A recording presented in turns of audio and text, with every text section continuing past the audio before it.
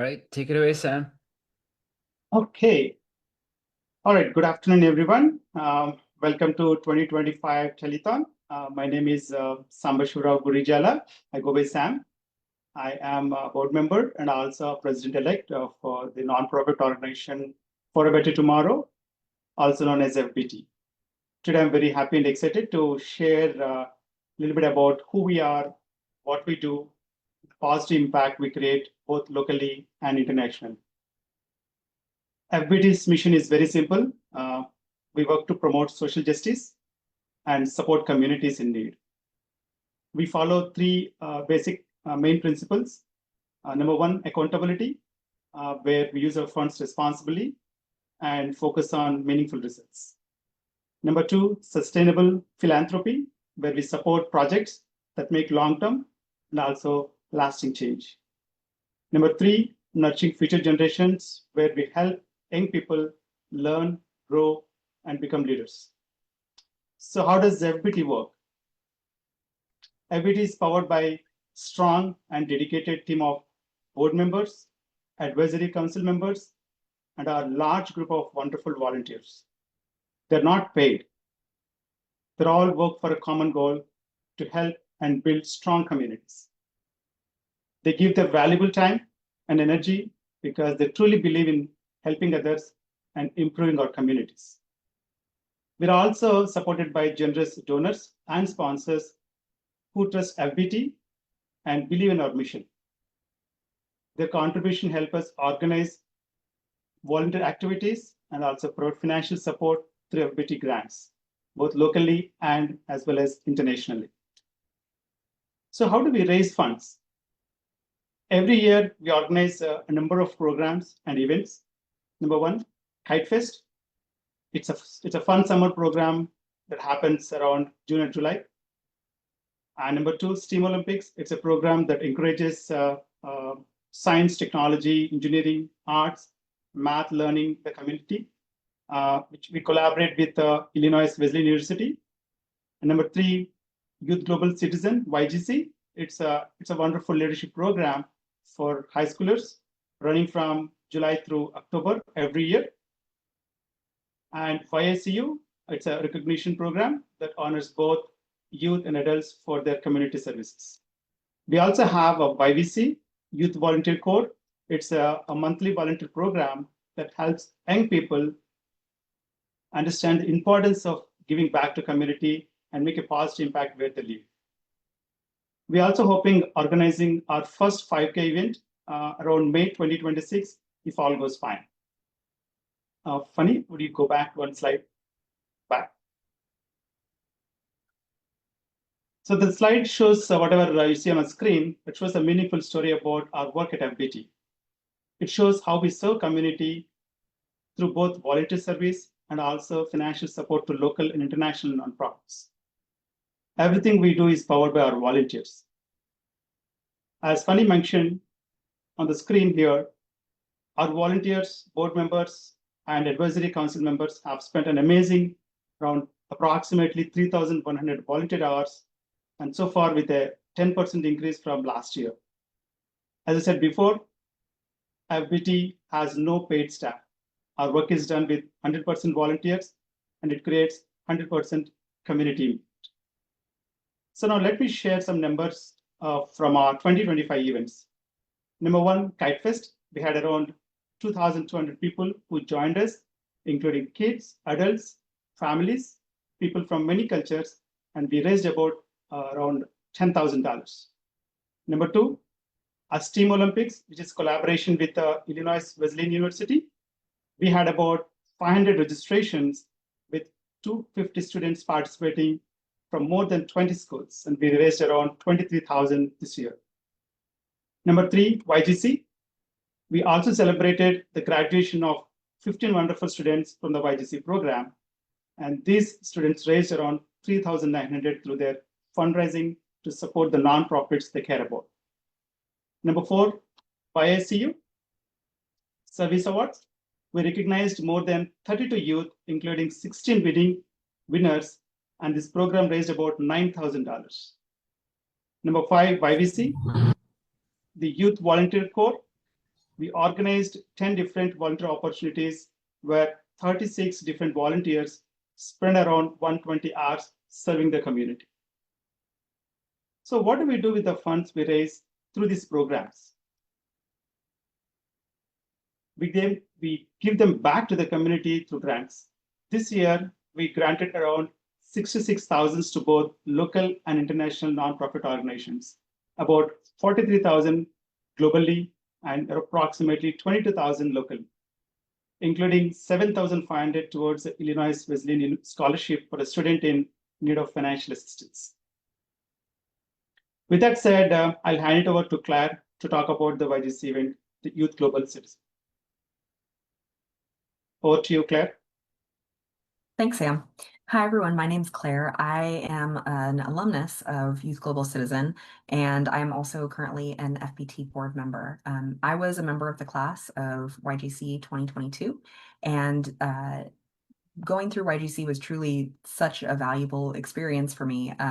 It's really changed the trajectory of my life, I think. I signed up for YGC because I wanted to have an experience over the summer that would teach me a couple things, and maybe I would make some friends along the way. But I did not predict the long-lasting impact that YGC would have on my life. So for anyone who's not aware, YGC is a program for high schoolers that happens over the summer. And at first it can seem very daunting to take part in this program because the students have 10-hour-long learning sessions for several weeks in a row, which to me seemed a little bit scary at first going into it. But the 10 hours really just fly by. You learn so many things about leadership and about communication and working in the team. And the main purpose of YGC, like Sam said, is to raise funds for a local nonprofit. And the students in YGC work on that project together to raise funds for that nonprofit. It was really incredible for me to have that experience to raise funds for a local organization, Integrity Counseling, over a couple of months. It really challenged me to get out of my comfort zone and work in a team for a prolonged period over a really important project. And I just really cannot recommend YGC enough. If you're watching and you are going to be in high school next year and this sounds like something that would interest you, I would really recommend that you look into it and apply. Or if you know somebody who will be in high school next year who you think could benefit from this program, then I would also recommend that you apply. Like I said, the program had a really prolonged impact on my life. I didn't just go to YGC and then graduate and then be done with it. Since then, I've volunteered for the past several years with For Better Tomorrow. I've joined the board, and I have actually become a facilitator for YGC myself. So over the past several years, I've helped to facilitate YGC classes and watch how every new group of students learns different things and tries new strategies to fundraise for their local nonprofits. And it's just been really valuable for me to now be on the other side of the program, seeing how these students learn and seeing how I can best share the experience that I had, but then also learn from these new tactics that these students are trying. So I really cannot recommend YGC enough. It has a very prolonged impact. I am certainly not the same person that I would have been had I never participated in YGC. So I really am very grateful to For Better Tomorrow and everyone involved with Youth Global Citizen for making that happen. I would now like to shift a little bit to a different area of For Better Tomorrow. So my other involvement with For Better Tomorrow is the Project Recruitment Committee, which focuses on giving out grants to wonderful organizations in McLean County and across the world. And I would like to welcome Erin Hughes, the Executive Director of Solidarity Engineering. So hi, Erin, thank you so much for being here with us today. I'm very glad to have you here. So I'd like to just start out by asking you a question. Just tell us about your organization a little bit. What is your mission and what do you do? Absolutely. Thanks, Claire. And thanks for having me, everyone. So I'm the executive director and founder of Solidarity Engineering. We got started about 5 years ago, and our mission is to provide life-saving infrastructure, products, and education to vulnerable and displaced communities. We initially got started at the US-Mexico border, helping asylum seekers that had been stuck there due to like some policies that were keeping these refugees in these living in these really terrible encampments and really inhumane conditions. So Solidarity got started by providing them clean water. We provide them hygiene supplies. We build shade. We handle flood management. We're a really small team and we're relatively young. But that just means that we work really closely with the community.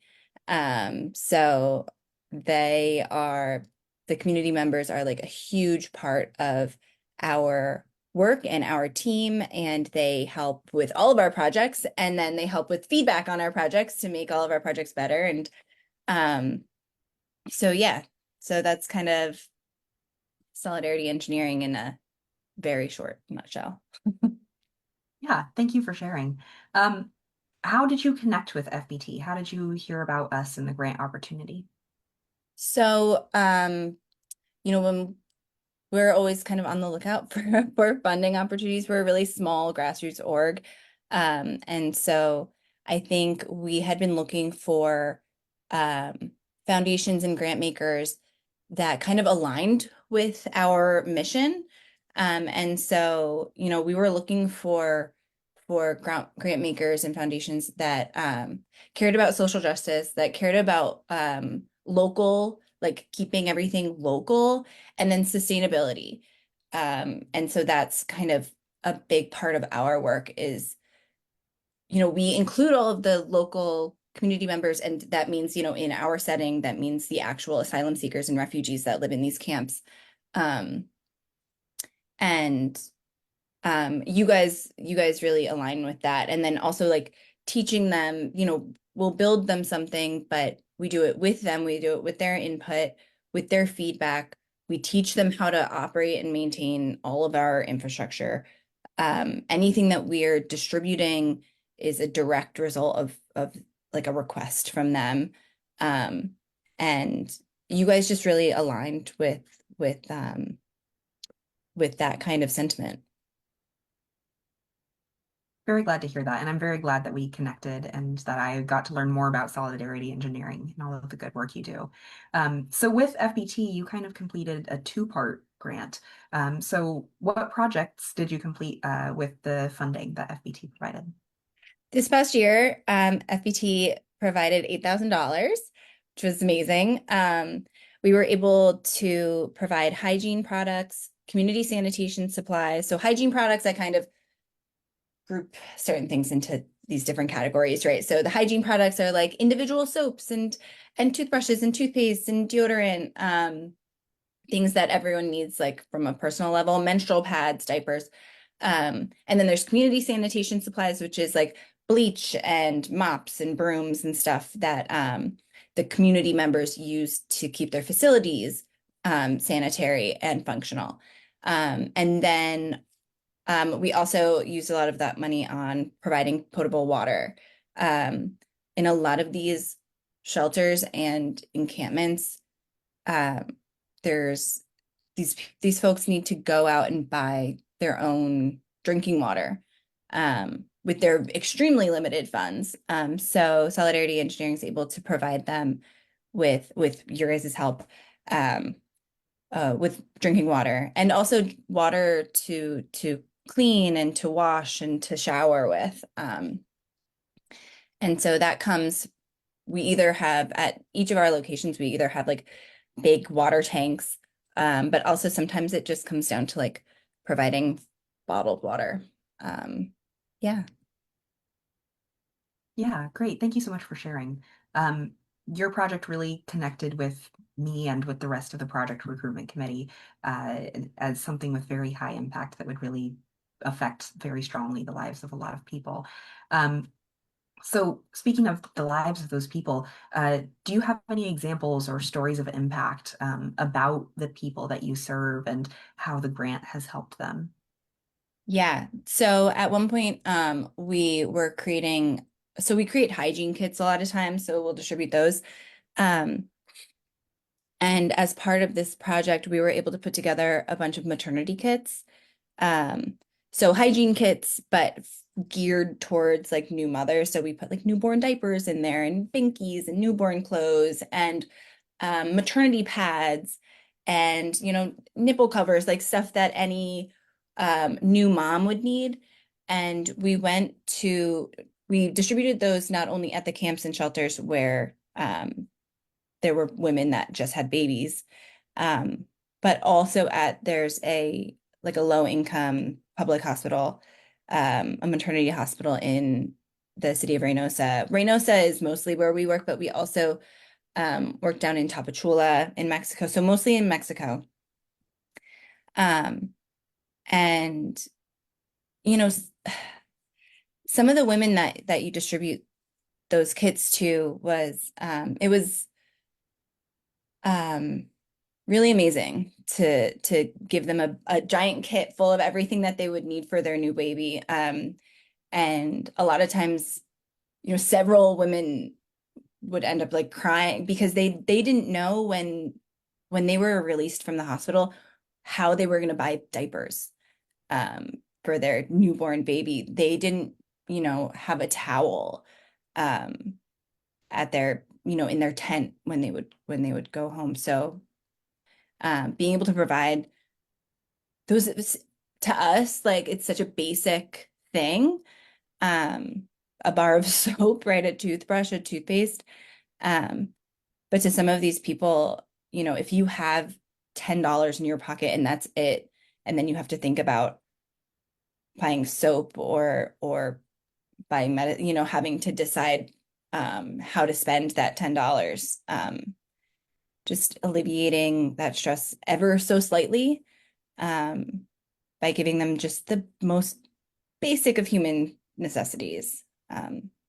So that's a huge thanks to FBT, and that's an ongoing project that we continue working on. So we're continuing with these hygiene initiatives. Yeah, thank you so much for sharing that. Pawnee, would you mind pulling up the slides again?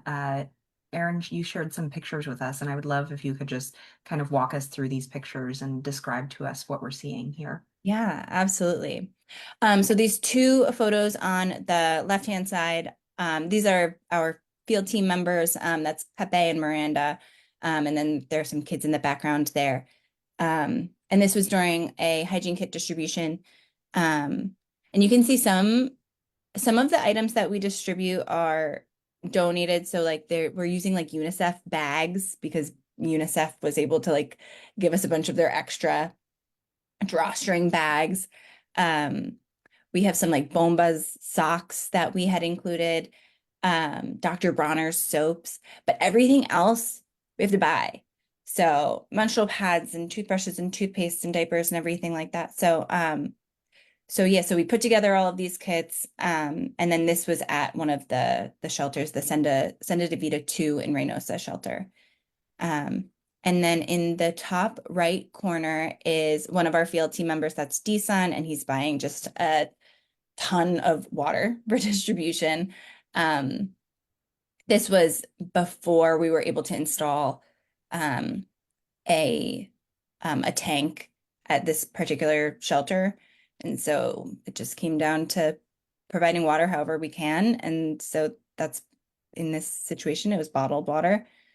And then down in the bottom right corner is one of our distributions at the maternity hospital, where this woman had just had a baby like the day before.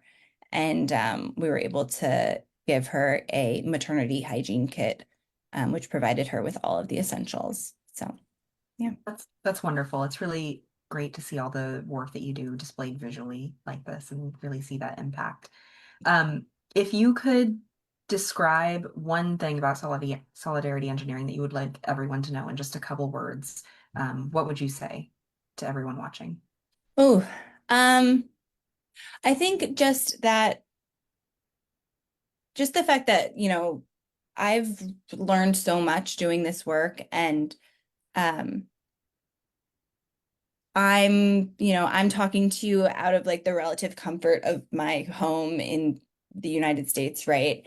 Where I have running water and heat. And I'm no different from anybody else who is living in these situations, right? I'm by education, I'm a civil engineer. Um, I met so many civil engineers that were living in these camps, and it just so happened that they were born in a different country where, um, due to like political unrest or something else, they had to flee, and they're there with their families. And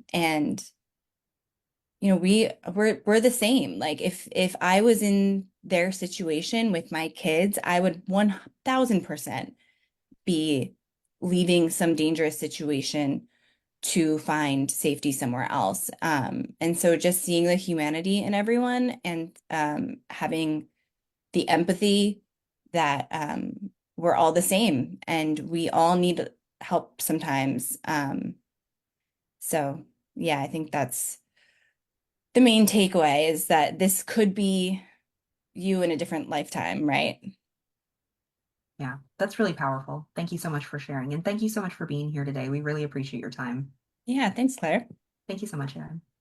I'll turn it back over to Sam now to keep us going with the telethon. Thank you, Claire. Thank you, Erin, for joining us today and sharing about your nonprofit, and also a very much impactful story that you shared with us. It's very heart touching. Thank you so much again for everything you do to this community. All Absolutely. right, Thank you so guys. go ahead. Erin, you want to say something? Oh, I was just saying thank you guys so much I mean, it's because of you that my team is able to do the work, I mean, it's crazy, but without money, So we really, really appreciate your support. We are very glad that we could help you. Thank you. All right. With all that said, I hope you can see the heart of FBT and the real impact we are making together. As I mentioned before, FBT does all this work with zero paid staff. Everything from planning the events to running the programs and grants is completely done purely by volunteers and supported by generous people like you. And because we are 100% volunteer run, every dollar you give goes directly towards community. Today, during this telethon, I kindly ask you to join us in this mission. Your donation, whether it is big or small, help us continue supporting children, youth, families locally and internationally. It helps us fund scholarships, youth programs, community service projects, and life-changing grants for nonprofits that are doing important work on the ground.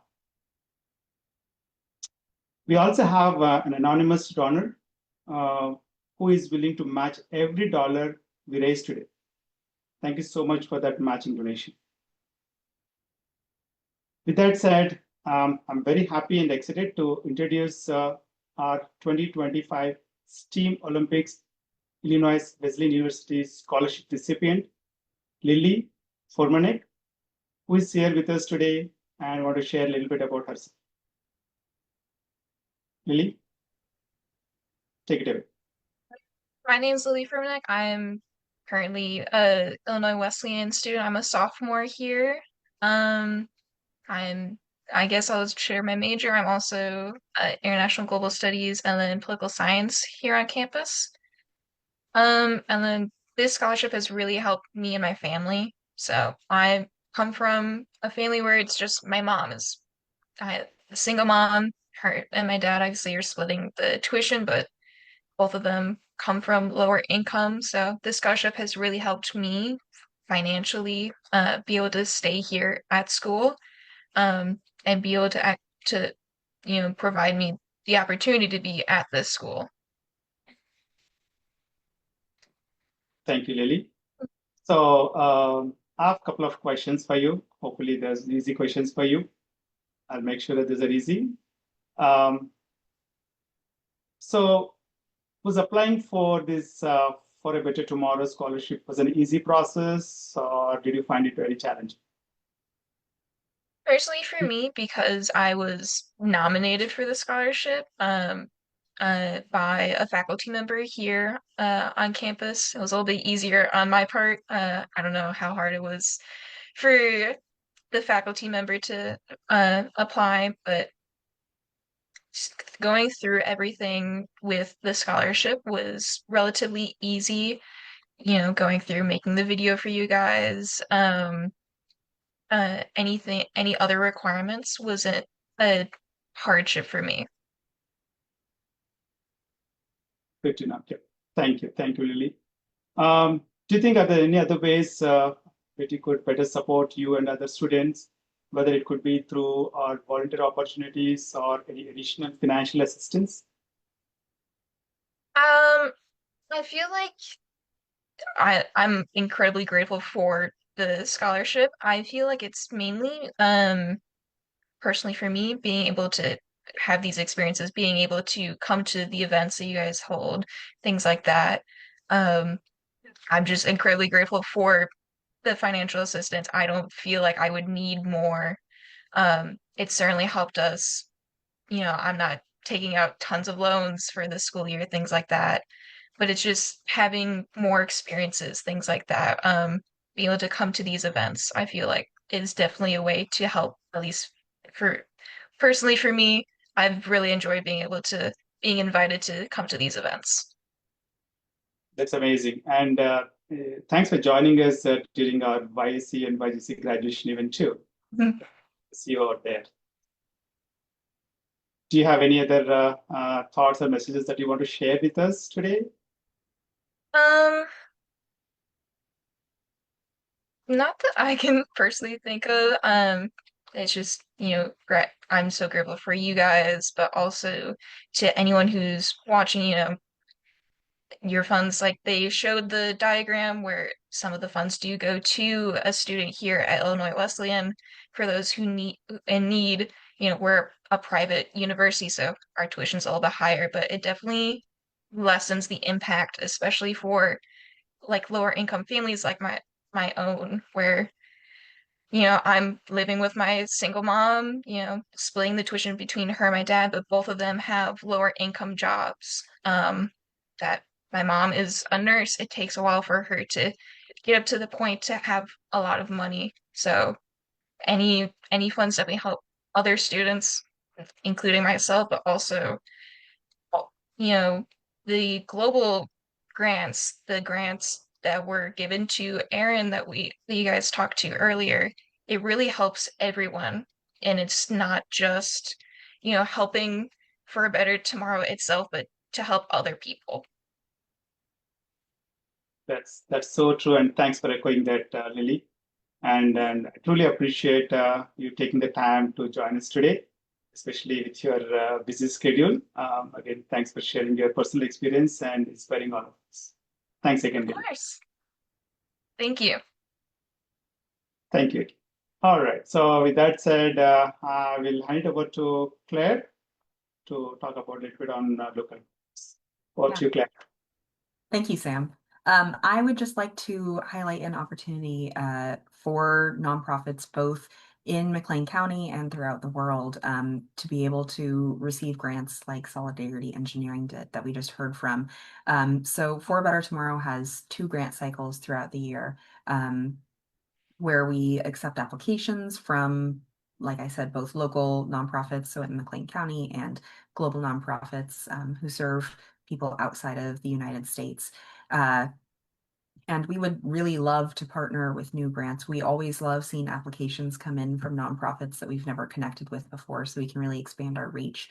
So if you are working with a nonprofit that you know of who would be in need of grant money, or if you are yourself part of a nonprofit that would need grant money, then we would really love to see an application from you. We will next be accepting applications for grants in February of 2025. And we would really just love to see a great variety of different applications. So the things that we do today, like this telethon, help support those grants. And you've heard about all the great things that Solidarity Engineering, for example, has done. And so we really just are in awe of all the wonderful projects that are happening in our community and throughout the world, and would really love to see a grant application from some nonprofits throughout the world and in McLean County. And now I'll hand it over to Kathy Weinzierl, another FBT board member, to discuss why I see you. Hello, my name is Kathy Weinzierl. I have been a For a Better Tomorrow board member for 5 years. I learned about For a Better Tomorrow through the YICU awards. I'm a 25-year 4-H leader, and our club was nominated for a team award 6 years ago, and they received that. And when I found out more about YICU and For a Better Tomorrow, it really just aligned with what we're doing as far as training 4-Hers or training youth to be leaders and to have them involved in community service. And so I joined the organization and have been the steering committee chair for 5 years for YICU. This is the 10th year of YICU. And the awards celebration, it's held annually to recognize youth leadership and service in McLean County. And we hope that it also inspires more youth to pursue leadership and philanthropic activities. We request nominations from local organizations, schools, and individuals. The youth are also encouraged to nominate themselves. So students from junior high to college or 12 to 22 years old are eligible for these awards, and we receive excellent applications. This year we had 32 nominations for individuals. We had 3 teams, 2 advocates, and 1 mentor. We recognized 12 of those individuals as winners in 3 age categories and awarded 1 team, 1 advocate, and 1 mentor. One of those winners was Colton Leonard. Colton is a junior at Normal Community High School, and he joins us today. Colton, tell us about your leadership and philanthropic experiences that you're involved with that led you to receive the YICU award. Well, first of all, Kathy, I just want to thank you for that warm introduction and kind of bringing me into this organization. But some organizations that I'm involved in include a multitude of varieties. But just to keep it short, I think one of the largest things that have impacted me within giving back to the community has been my involvement within SIPO. So I was the founder of SIPO at NCHS, and so it stands for Student Investment Philanthropic Organization. And so our goal there is to advance personal finance literacy. So we teach students, we have a chapter at both U High and Normal Community. We have speakers come in. For example, we had a Morgan Stanley financial advisor come speak to our students. And so we'll teach them just the basics, compound interest, how to invest, setting yourself up for the future. And these things are imperative. It helps people grow and it helps everyone have the same opportunities.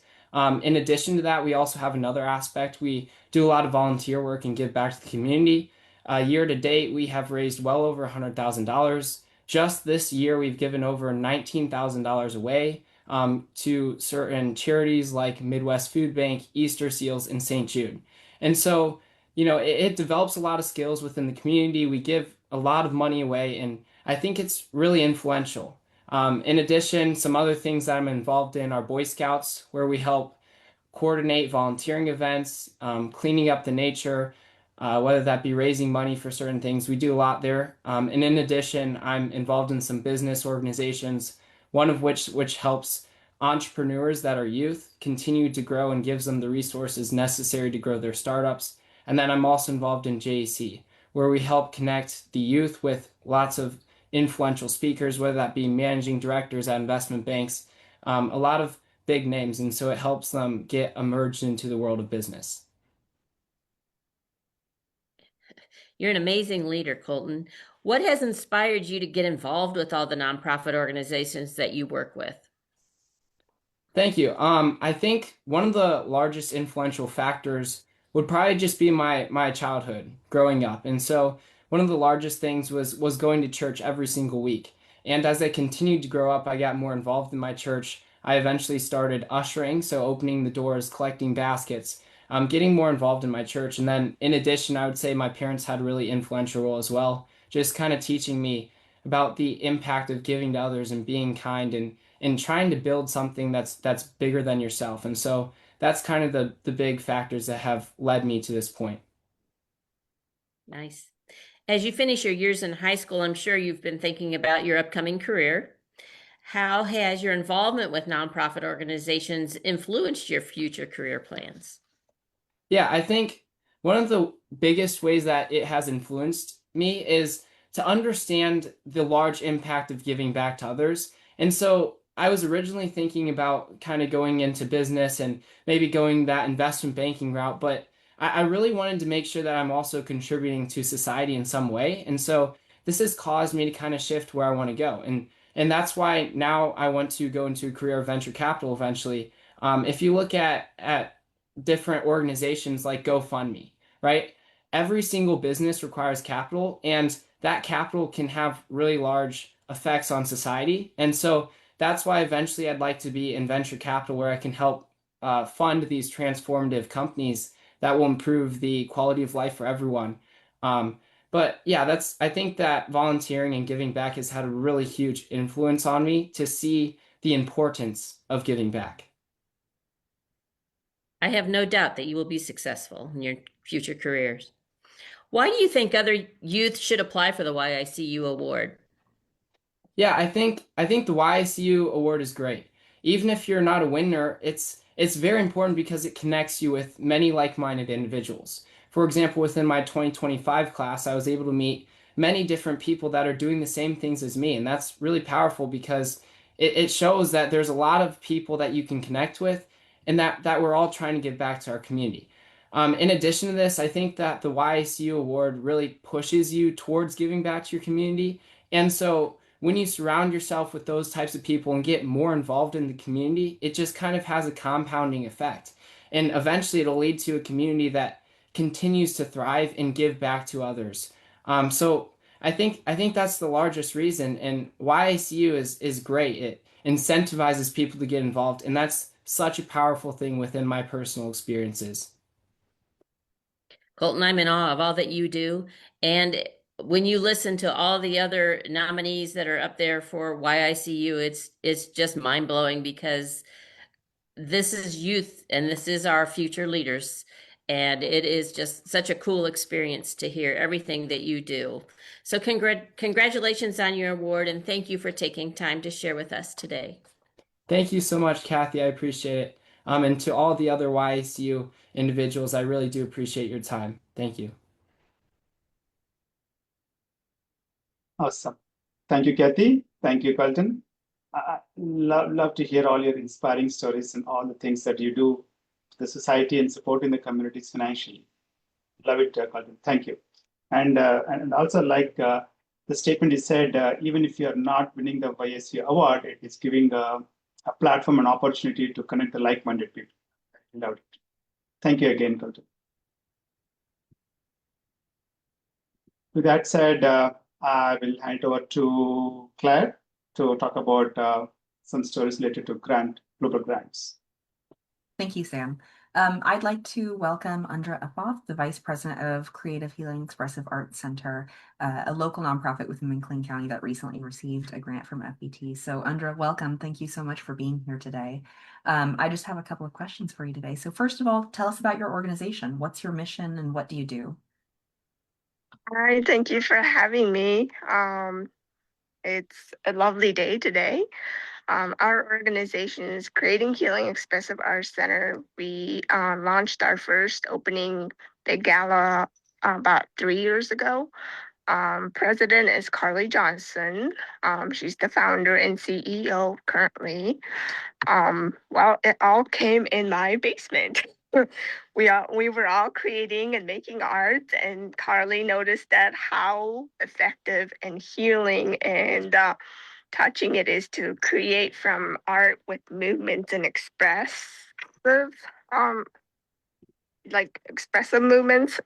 So she's an art therapist herself, licensed, and only one in town. So she's like, "Hey, how about you and I start this nonprofit?" And it just took off, and it was meant to be. So we serve our community in Bloomington downtown area with our nonprofit, people who cannot afford art therapy or even therapy in general, just because we're all trauma informed training, and we're also um, like making creative, uh, artistic things and musical, and we also have dance, yoga in our Bloomington studio. So we do like all kinds of different creative things that people can't afford or do on their own. And if you offer a free to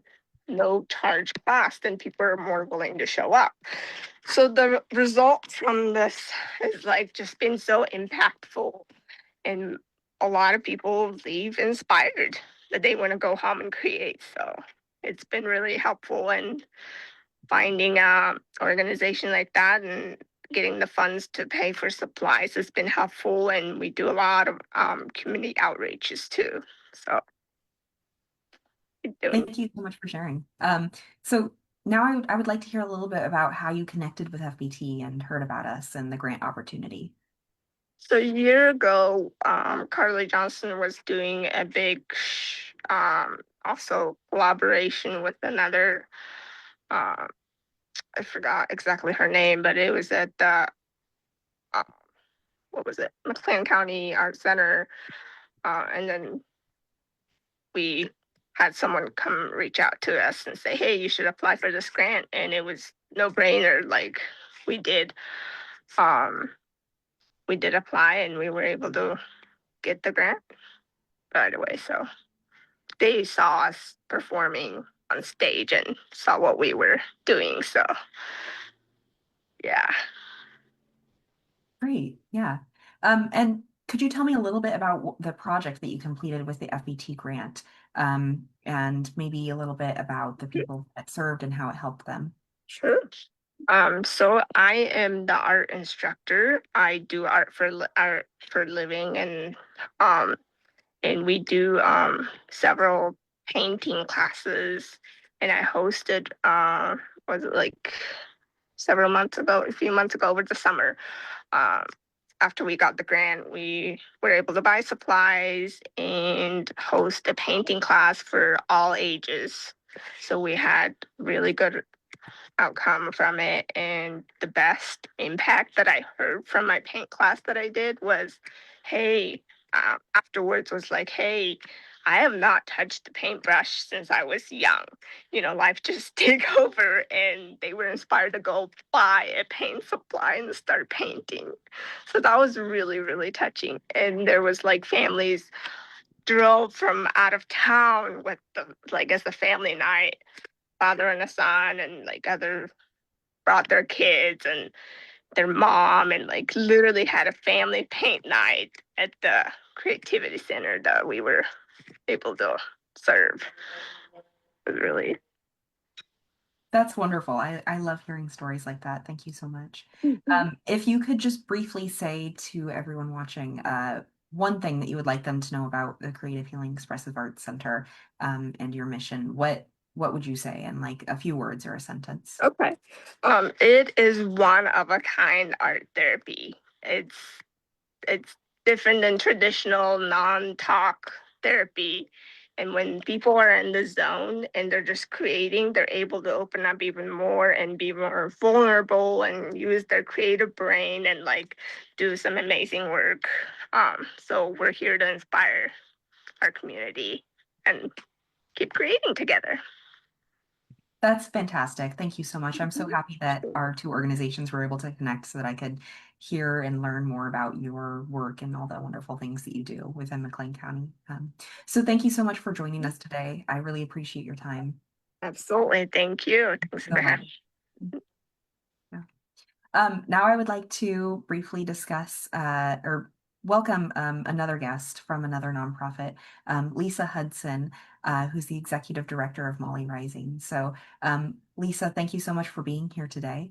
I would like to just ask you a couple questions about Molly Rising. So tell us about your organization. What's your mission? What do you do? Absolutely. So Mali Rising is an organization that works in Mali, which is a lesser known but really important West African country. It sits in the center of a trio of key West African countries that call themselves the Alliance of Sahelian States. And it's a really important region globally.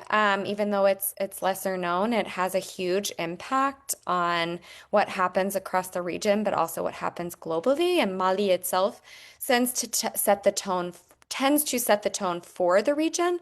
So Mali has actually been facing struggles longer than its neighbors. And when it does struggle, both its neighbors and allies feel it. But when Mali has been stronger in the past, the whole region tends to become more stable. Um, Mali has faced years of insecurity, including extremist violence and recurring political instability that has resulted in recent coups.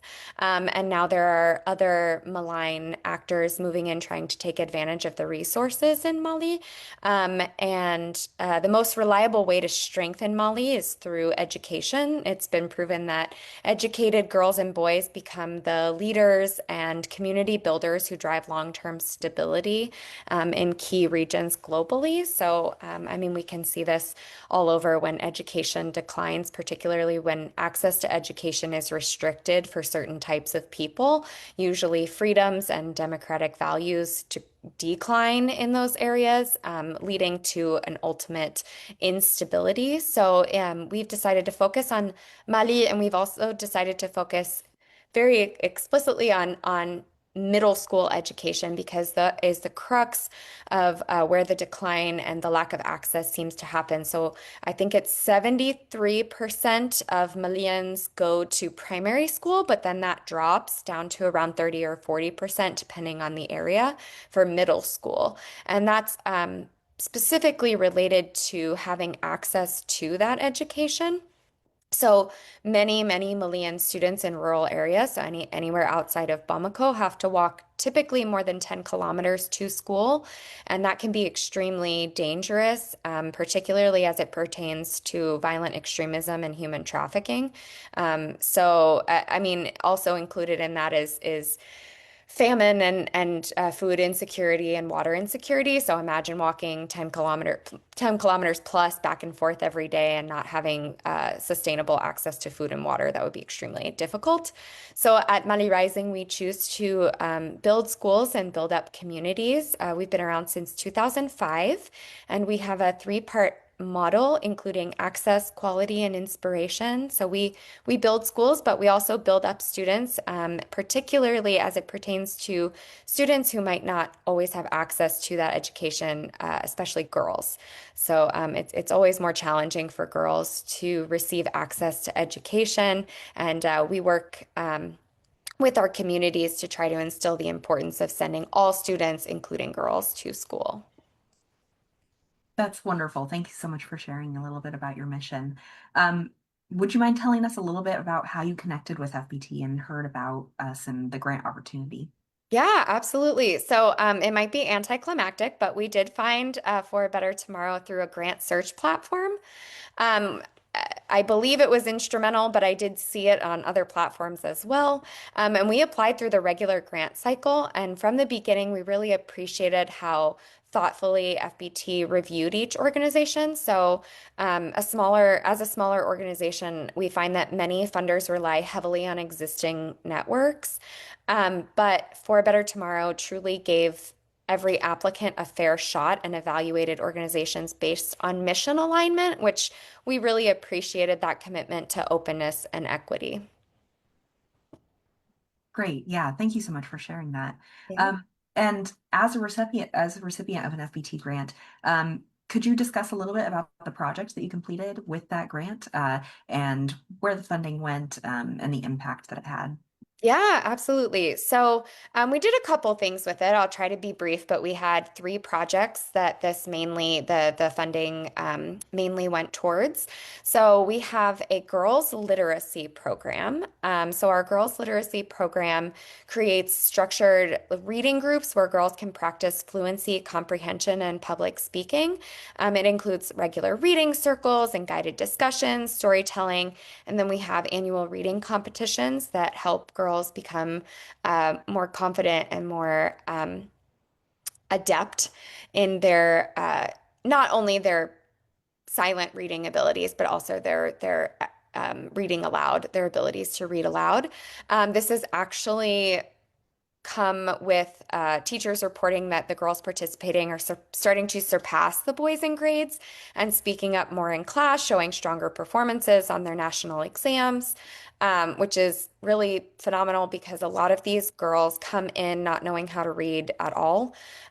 So to be able to see some of these girls come in and we give an evaluation at the beginning and we have to double check to make sure they're not just circling things. They actually know what the evaluation at the beginning is saying, because sometimes that's just the case. It's not a priority for a lot of families, and when resources are scarce, those resources tend to go to older male children.